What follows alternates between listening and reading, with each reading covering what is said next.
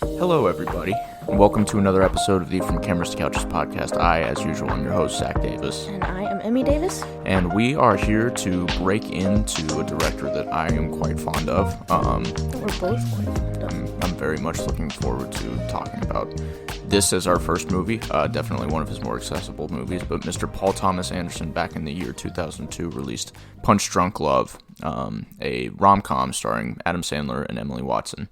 And it's the first PTA movie we're going to talk about. He's got a wide berth of movies, all of which I love. I do not think he's made a bad movie. He's got like 7 movies, and they're all bangers, and he just knows what he's doing. But this is a big departure for him. He had just done Magnolia, which was preceded by Boogie Nights, both movies that are over 2 hours long. Magnolia reaching over 3 hours long. It's a long haul, and he wanted to like make a concise 90-minute movie that was a worthy script, and he decided to go with this after meeting Adam Sandler and talking with him for a long time about the project. But it's very, very, very fun. But yeah, the stars Sandler, Watson, Philip Seymour Hoffman's in this as well, and Luis Guzman. There's several others, but those are just the 4 that I listed. They're the 4 top billed. But yeah, this is basically a story about this 30-something salesman that's a complete loner. He's like crippling social anxiety.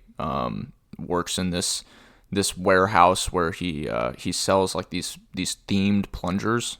And there's also like, it seems like they're all just like it's random like a bunch of novelty bathrooms. Items. Like there's loofahs and like there's just all kinds of Party City stuff. It's not even Party City, just kind of like random crap you would order off of Amazon almost. But one day he is walking out of his office. He's at work early discussing some things, and he sees this piano get dropped off at the end of the street that they work on. And then this woman comes in and she drops off her car and asks him where the mechanic is and when they get in, and could you drop off my car for me and all this stuff. She's very clearly just like trying to approach him, and he's like, yeah, very quietly, like has a panic attack after he talks to her. But anyway, he's got 7 sisters, and they're all inviting him over for a party that night. And they're all like calling him regularly, just dogging on him, just abusing the shit out of him. And he gets an invite from one of his sisters who says she's also going to bring this woman that she works with.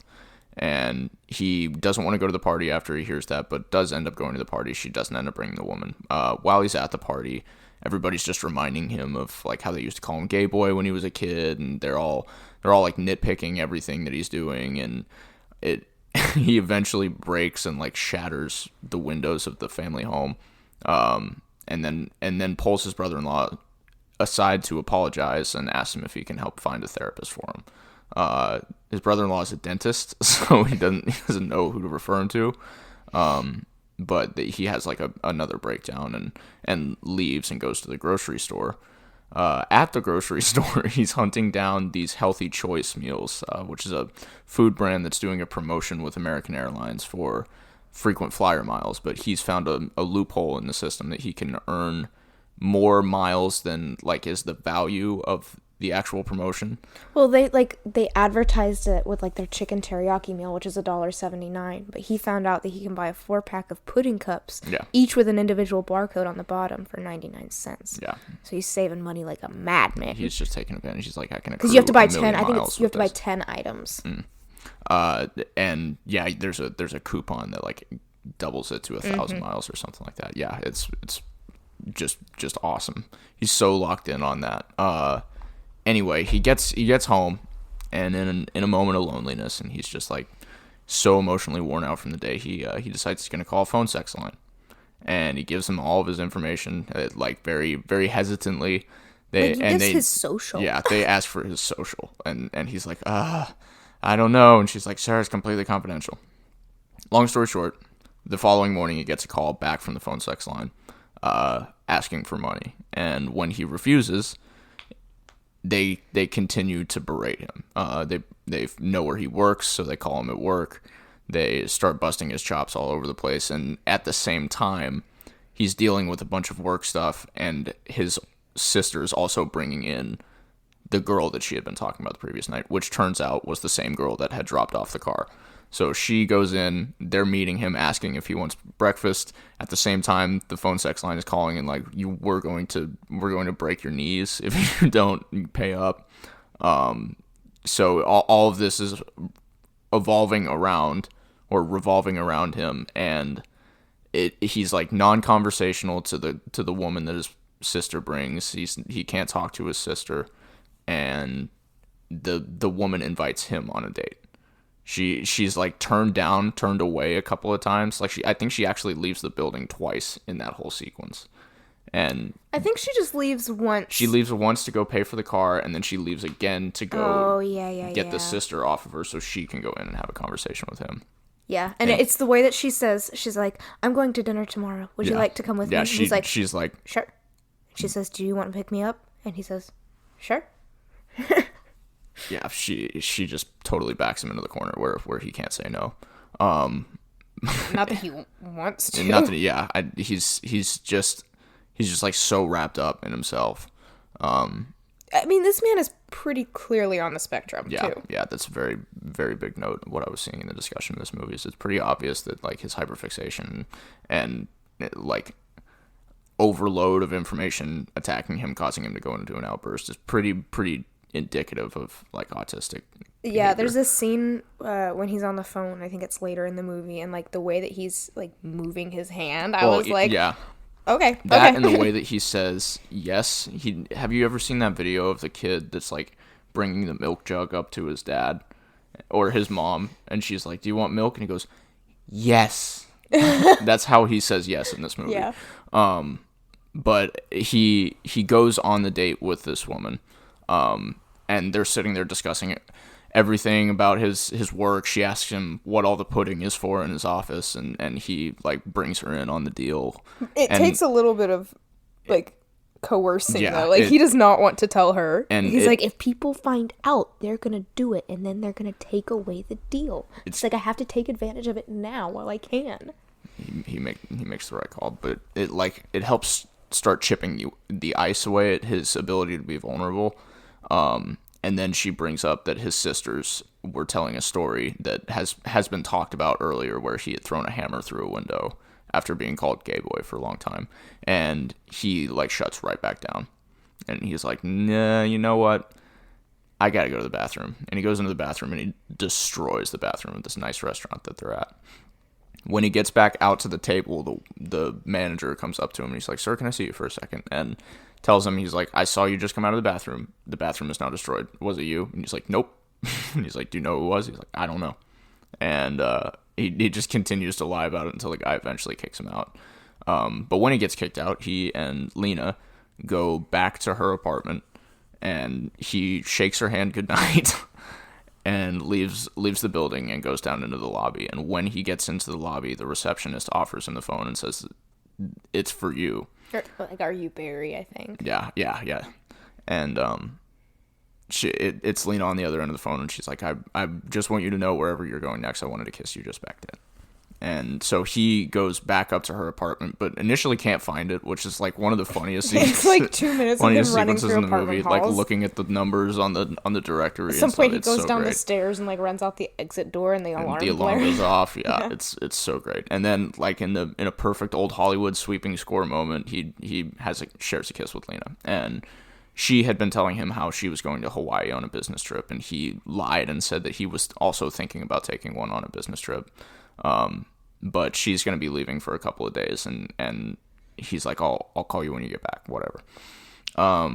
As he's exiting her apartment, he's loaded into the back of a truck by these 4 guys that have been sent by the phone sex company. And they take him to an ATM and are like, withdraw your max.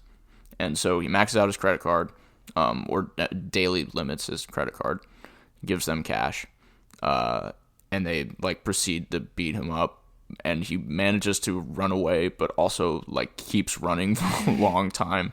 And another thing, Adam Sandler's breathing in this scene is so funny. He's just a heavy breathing guy. This whole movie. It's so great. Anyway, he does a lot of running in this movie. Yeah, he's running away from them, and they like catch up to him, and he's like, "Where are you running to? We know where you live."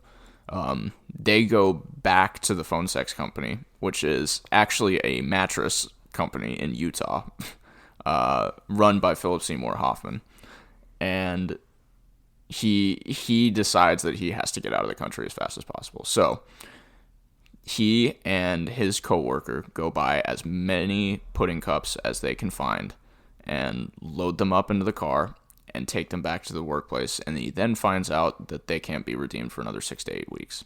So he just process it. He just ends up buying a ticket and flying to Hawaii, where he meets Lena. There's a really, really great sequence of him at a payphone trying to find her. But he meets up with her. They have a really romantic weekend, kind of accentuated by the fact that she lies to his sister about him being with her, and that kind of like finally chips the ice away from him to where he's like, okay, I'm good now. They go back home, and as they're pulling back into the apartment in California, the four brothers hit his car and injure Lena. She has like a head wound. He gets out of the car and beats the hell out of him with a tire iron that they were approaching him with, and he just like snags it away from one of them and just starts beating the snot out of him. It's fantastic. But Lena goes to the hospital. He starts making some phone calls and finds out where the phone sex company is, goes to Utah and stares down the mattress salesman and is like, we need to call the square, and I need to hear you say that's that right now. And mattress salesman concedes when he finds out that he came all the way from California. And they call it square. He goes back, meets Lena at her apartment. She's disappointed that he left her at the hospital, and they make up. And he was like, I give me 6 to 8 weeks, and I can go wherever you want to travel for work, and yada yada yada. Anyway, that's the end of the movie. Sorry, I'm kind of rambling through this one, but yeah, it's really, I've watched it 3 times in the past 3 days just to try and keep up with it. It's a really, really, really good movie. It's a tight one. It's not my favorite of Paul's, and I don't think it's my favorite romance of Paul's, but I think it's a really strong, a strong foundation for doing something like that, because up to this point he hadn't really done like a big sweeping romance, and you can kind of see bits and pieces of what this is going to be in John C. Reilly's relationship with Melora Walters in Magnolia. Mm-hmm. But it's really enjoyable, and Sandler is outstanding in this. He really shows up for this performance, and there's a lot of conversation that had happened through the critical world that year when Paul announced that he was going to be making an Adam Sandler comedy, and everybody was like, you are going to ruin your career. He announced it at Cannes. Yeah. And then everybody came back the next year for Cannes when the movie came there, and we're like, okay, we're eating crow. This is really good. It's Sandler's first big dramatic role at that point, I think. I mean, it's one of his only 2 big dramatic roles. Yeah. A little bit of a step up from Waterboy. Definitely. And I mean, Uncut Gems is so much different than this, but it's still he has a crazy range for somebody that just got kind of pigeonholed into this doing these role comedies. Is so great for Adam. I just think it works on so many levels because it is somewhat of a comedic role, but it gives him a chance to explore not only a more serious side, but a completely different side of his comedy. Yes, he does have the physical comedy. He has the scenes where he trips and throws the coffee cup. That shouldn't be there. Clean that up. Great. I love it. But we don't get to see genuinely romantic Adam Sandler that much. We see him schmoozing up on Jennifer Aniston, whatever movie he's cast himself in with her. But there's also just such a simplicity to this movie. Even there's on the surface, it seems like a very, very simple movie, but you can dive deep into it. It is a lot. It is a very one-note movie to people that are not looking into it. It is right. A very Easter egg heavy movie if you're looking deeply at it, and there's so much crazy stuff going on in this behind the scenes, but it does function really well just on that level of A to B romance. Yeah. The soundtrack is also something I want to talk about real quick, just because it's awesome. It's these super stressful almost industrial sounds, and they talk about like making the soundtrack a lot, and you can hear like duct tape ripping and steel pipes being banged together, and it's just like this representation of overstimulation. The scene where he's I was actually watching this movie last night, and I fell asleep watching it, and I woke up because the scene where he is tearing apart the bathroom is so loud. Yeah, it's so loud. It clips all of the microphones in the scene, and it's really loud. There's also a lot of loud, shocking moments like that in this movie, like for sure, the car flip, and that's just like a wild testament to sound design, because like I sensitivity to that something is really well conveyed through the sound design of this movie. Anyway, 100%. Yeah, I very much love that. It's really, really beautifully colored and lit. Very stylistically different. Yeah. Like from any Paul Thomas Anderson movie, I feel like. It's got that like grainy film dreamy stuff that he usually does, but not. But these shots are so like sharp. The popping colors, yeah, and like the sharp blue of the suit versus Damien the Chazelle red kind of. It definitely is. Damien Chazelle coloration with Wes Anderson's symmetry. Yeah. Well, not quite. More like Tarantino's ability to just like move a scene and stay with the action of a scene, because like that shot of Emily Watson walking back into the building where it just stays behind the brick wall for like 2 seconds and then it pops back out and it's staying with her the whole time. It's so fantastic. Yeah, let's just go ahead and do favorite scenes in this. So, I honestly, like, every scene in this movie is pretty damn good. Like every moment in this movie is so. Before we get into favorite scenes, I just thought about this and I want to say something about it. There's so many lines in this dialogue are just questions and one-word answers, or like very clipped answers. Like that this is what made me think about it. The scene where Barry is doing the phone sex thing, and she's asking him all these questions, like trying to figure him out, and he's just like one-word answers, and that continues throughout the whole movie. I don't know. Yeah, that scene in particular is really awesome, because it's just like this dialogue back and forth, and she's just trying to like figure out his kink, and he's just like, I'm just trying to talk to somebody. And it's so like he genuinely doesn't do anything while he's on the phone with her. Like, and he just wants to talk. She's like, are you talking to me with your pants off? And he's like, no. And it's so great. Yeah, I really love Barry running from the brothers just because of Adam Sandler's breathing in that. Barry leaving the building after finding out that pudding will take 6 to 8 weeks to redeem is so awesome, because as he's walking out, there's this recurring thing in this movie where you go to like a situation and the worst possible thing happens, and it opens the movie like he walks out into the street and he's just having like a good morning, and a car wrecks right in front of him, and then like this other car pulls up and pulls up in a gust of smoke and drops off the piano, and then as he's picking up the piano, this fucking 18-wheeler just comes right by. Sorry for cursing. And it's like chaos.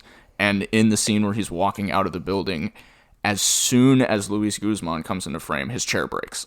He falls to the ground, and it's just one of those moments in this movie, and it's probably my favorite.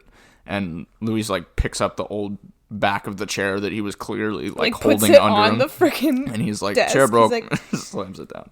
It's so great. I love Barry buying all the pudding and then just like dancing in the supermarket, because he's like, I don't know, he's excited about the girl. Like, he's like, I'm gonna go to Hawaii, I'm gonna get away from these guys that are trying to beat me up. Improv. That the dancing was improv. I didn't know that. So I love cool. it. It's so fun. Paul talked about it, and he was just like, well, like, I know him. He was talking about how he was just like warm inside when that was happening. He was like, this is just magic. Also, every scene in the supermarket is just freaking delightful because the supermarket colors are yum, yum, yum. Did you notice in Lena walking behind him? Lena walking behind him, because it's so good the way that it happens, because she's completely out of focus on the opposite side of the aisle, and you just she's see the walking red. with him, and it's just the red dress, the red dress and the blue suit. Ugh, Yeah, I love great it. pairing. But she's like walking down the aisles, and then he stops, and she walks a little further, and then backs up. It's such a good touch. Yeah, there's so many little moments in this movie like that. I love the scene at his sister's house when he first walks in the door, and he's like trying to build up the effort to go in the door. He tries to go in the door 3 times because nobody's standing at the door, and he's just like trying to steel himself to go inside. Oh, and he hears them talking about it. They're talking about how the they used to call him gay boy, and like they're like emasculating him behind his back, and he's trying to walk into the house for this party he's been dreading. Yeah, and he goes in, and they all, of course, were like, "Oh, we're just talking about you and how we used to call you gay boy. You remember that?" And he's like, "No, I don't remember." And then his oldest sister, whose birthday it is, like comes up to him, and she's like, "Hey," and it scares him. Like he has like a visible jump as soon as she hears her voice, or as he hears her voice. And he gives her a cake that he brought, and she's like, "Oh, we already have a cake." And he's like, "Okay," and walks into the other room and sees his other sisters, and they're like, "Oh, you have rice in your hair." And he's like, "Okay," and then he goes over to his brothers-in-law, and he's like forgets to shake one of their hands, and it becomes awkward, and then he goes up to him, and the guy's like, "How was business today?" And he was like, "Business was very food." And his sister's like, "You said food just then." Like, just and the most nitpicky. It's so torturous. And I've watched my friends interact with their families like this before, and it's just like I can't hold my tongue sometimes. Like, yeah, this kind of family is not good. It's so disheartening. But like, yeah, she just like keeps picking at him, and he's like, "Did you bring that girl over?" And she's like, "No, you're off the hook." And then she like goes over to the rest of the family, and she's like, "I was gonna bring a girl over, but he was too chicken shit," and all that. And that's when he breaks the windows. Yeah, that's just a great. I would sequence. break windows too. That's just a great sequence. I really love how it's done. The payphone in Hawaii is just the opening of the payphone of the Hawaii to the end of it is so wonderful. Basically he calls his sister. He gets to Hawaii, has no idea where Lena is, just knows that she's there. He asks the cab driver to take him to the place with beaches and hotels. He says, I would like to go to the place with beaches and hotels, and I need a phone. And he goes to this payphone, and he calls his sister, and his sister's like, "What are you? You're not at work. Where are you?" And he's just like, "I don't care. What's Lena's like forwarding number right now?" And she's like, "Do you want it?" And he's like, "Yeah, I want it." And he just has like this huge freak out, and he's like, "I'll kill you." And well, there's also like a parade happening on the street, and I mean, there's people crowded there's cops around like him. right on the other side of the payphone. Already overstimulated. He's come all this way, and he just wants this number, and his sister is, of course, just being a dick about it, and she is just like teasing. She's like, "Oh, you want it?" Like tantalizing, and he's like, "Give me the fucking number." He's like, stop treating me this way. he's so mad. And then it immediately cuts to hit like dial tone of him standing in front of the payphone as like dusk is falling, and he's like pacing back and forth, and the hotel line picks up, and he asks for Lena's room, and another one of the moments where it's like worst possible situation. The phone goes to a different room, and a man answers, and he's like, and then he calls the desk back, or it sends him back down to the desk. The guy hangs up, and he's like, "There's not supposed to be a man in there. Could you send me to her room again?" And it sends it through, and this time it's actually to Lena's room, and as soon as she picks up, she's trying to cover like everything's fine. Like, the light on the payphone is glowing on his face. As soon as she picks up the light on the payphone, the dusk light turns on, and it's just so nice. Nice little old Hollywood touch, and I love the little run that she does up to him when she like comes around the corner, and just that shot of them against the beach. Her like there's a shot of her coming around the corner, and then there's a closer shot. And she's kind of coming around the corner again. Yeah. Which is just, I don't know, that was interesting. But yes, that whole sequence where they're silhouetted and they're like making out and like all these people are walking by. And they're finally like, we don't care. Then, like, right as they stop kissing, like, and they're just standing there embracing, like, nobody else is walking by. And I think that's so beautiful because, like, you're not sitting there like, ew, gross makeout scene. Yeah. It's beautiful. It's just sweet. Yeah, there are so many sequences in this that I totally love. I love the time that Lena first comes to the office. The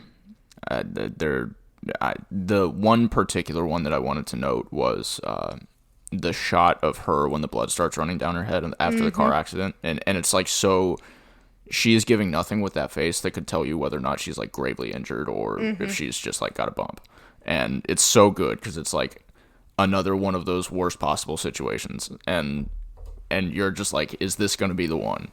And you don't really know, and then he gets out of the car and beats up everybody, and then he gets back into the car and drives to the hospital, and you're just like, oh, she's concussed, that's cool. But it's just that couple of seconds there where you're just like, what the hell just happened? Did she just crack her skull open? I love that one. There's so many that I could talk about in here. Another one of my favorite scenes is I love Philip Seymour Hoffman, and one of my favorite genres of movies are movies in which Philip Seymour Hoffman yells the F word. This is one of those movies. He yells it a lot. There's a sequence at the very end, not at the very end, but with him and Adam Sandler, Barry Egan, on the phone, and he's just... Because he's kind of like the head honcho of the phone sex thing, I guess. Yeah. He's also the owner of the mattress store, and he's... Like, Barry's confident because of his love for Lena, and she loves him, and he's like, I want my money back, and Philip Seymour Hoffman just is yelling shut up at him. Like, it's great.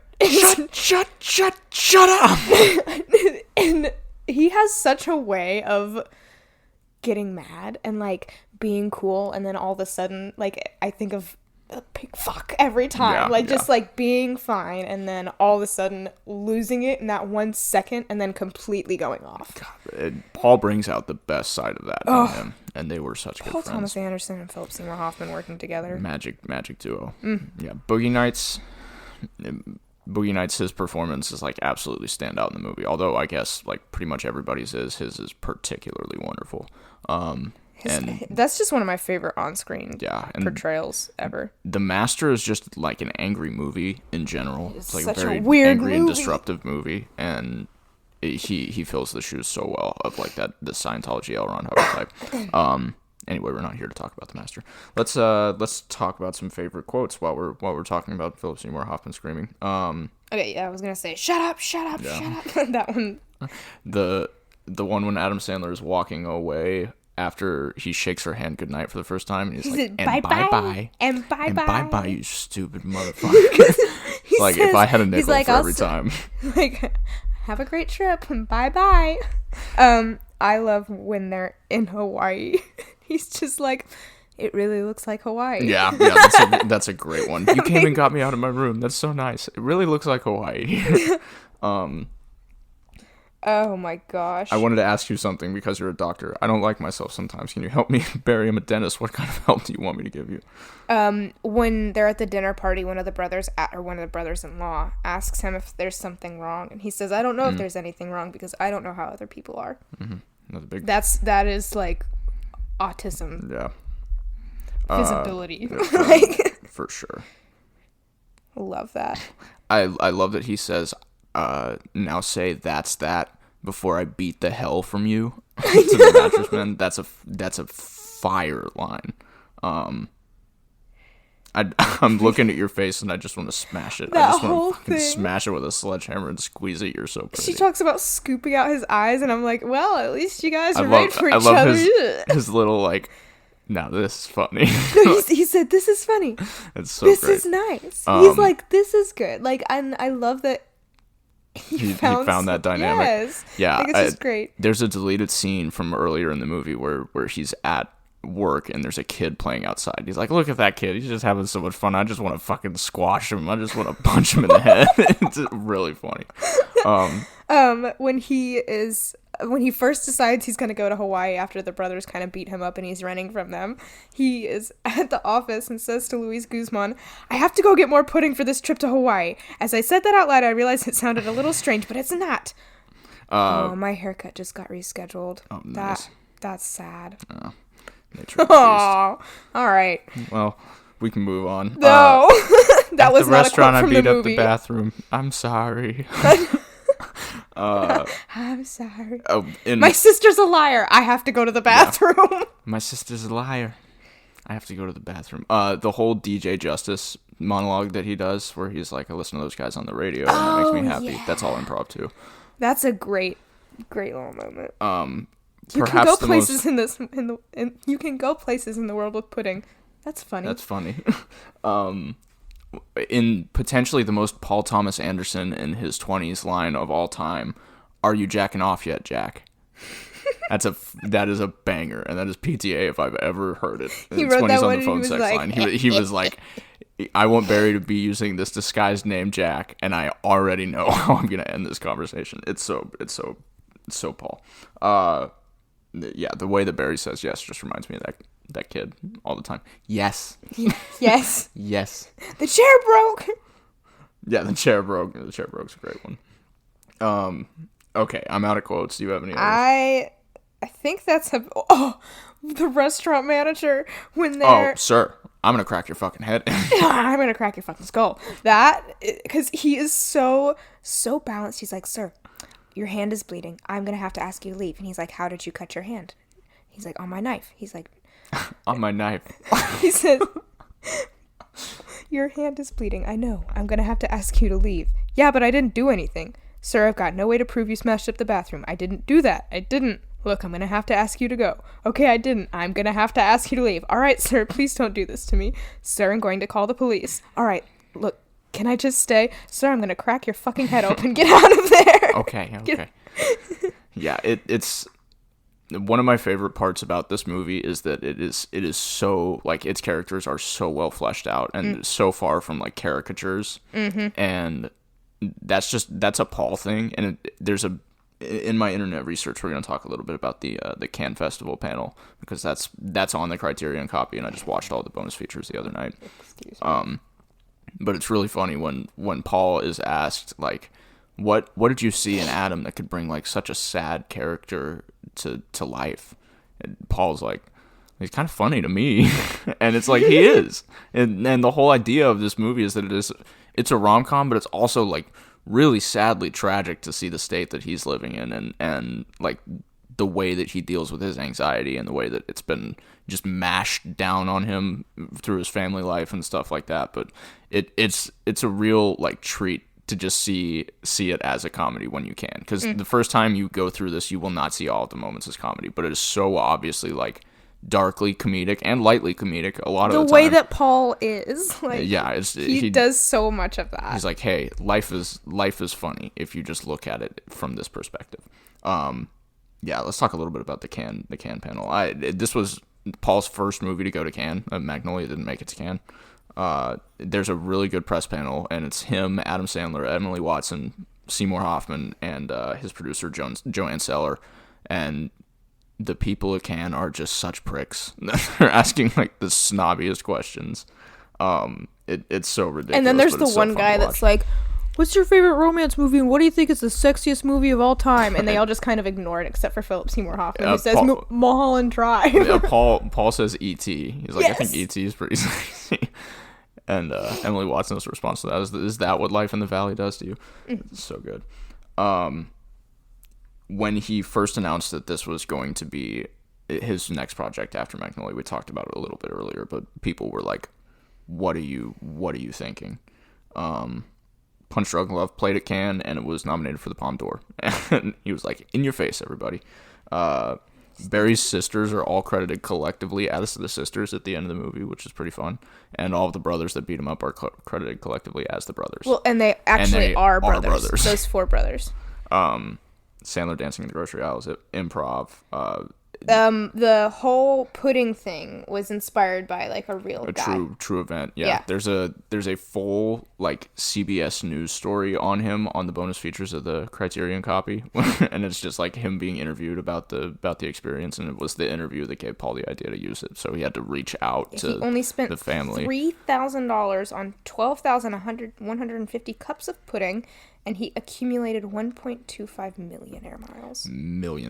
He'd been Girl. That dude flying for the rest of his life. He's still still flying. He could afford to fly in first class and have meals every day and just, like, stay on planes. I would hate that. Yeah, that'd be miserable. This movie's a joy. I was thinking about what you could double feature it with. I think that. Oh, are we already on to double feature? I'm not totally done with this. I just wanted to note this real quick. Okay. But I was looking into Beau is Afraid. And I heard a lot of people say that this is like Beau's Afraid for romantics. Yeah, Beau's Afraid is Ari Aster's 3-hour epic about anxiety, and it's nowhere near as good as this hour-and-a-half movie, but it's still a very interesting approach to it, and it carries a lot of the similar weight of like worst possible thing happening at any given time. But I was looking into it, and I was just seeing a lot of comparisons between like Ari Aster's influence for Beau's Afraid and this movie, and I found that to be interesting. But one of the things that I noticed is that there's like a lens flare whenever Barry has an idea, and it just there was one. I don't even know if I'd call it a flare. It was more of an effect, like when him and Lena are walking down the hallway. I think it's in Hawaii, and like they're walking down this hallway, and it like shoots up this line like outlining the hallway. Yeah. I don't really know how to describe it. I'm not technical it's like that. It's a light being moved on the outside of the windows, and just like a car passing by or something like that. If I'm thinking of the same thing, I might not be. No, because it's literally like a jungle outside the window. Okay. But well, yeah, I don't have anything else for internet research. So. Okay. Well, then I believe that's about it. Yeah. Did you have anything that you would double feature this with? I mean, Licorice Pizza. I mean, just a couple of Paul Thomas Anderson romance movies. There was another one that kind of... It's been a while since I've seen this movie, so this could be just like a totally awful recommendation for double feature, but if I'm remembering correctly, About Time would work really well with this. Very, very lovely, sometimes comedic romance movie where seems very simple. But like I said, it's been probably like 8 years since I've seen that movie. But yeah. I don't know. I was watching this and there were a couple things that reminded me of it. Yeah. You could dour it up with Phantom Thread. Oh, yeah. Do a little shifting there, but that's pretty much all I could think of. So anyway, that will wrap up our Paul Thomas Anderson thing. We've got some stuff to see this weekend. Captain America's out. I'm hearing it's garbage. I will probably go see it just so I can tell myself that it is garbage. The Becoming Led Zeppelin documentary is now in wide release, so I will be checking that out on Sunday. Since we last did a roundup, I have seen Love Hurts and Bring Them Down, the Barry Keoghan movie. I've seen Hard Eyes. I saw, well, I'm going to see Paddington in Peru as well, which I'm hearing is pretty good. I mean, I've never seen any of the Paddington movies, but there has to be a reason that everyone loves them so much. Yeah, there's a lot of love for Paddington. But until then, we will catch you guys on the other side. Watch some Paul Thomas Anderson movies and tell me what you think. And don't tell me I'm a weirdo, because they're good. They're very, very good. They're a little weird, though, guys. They are not. They're straight up movies. You should definitely watch a bunch of Paul Thomas Anderson this weekend. Adios. Bye.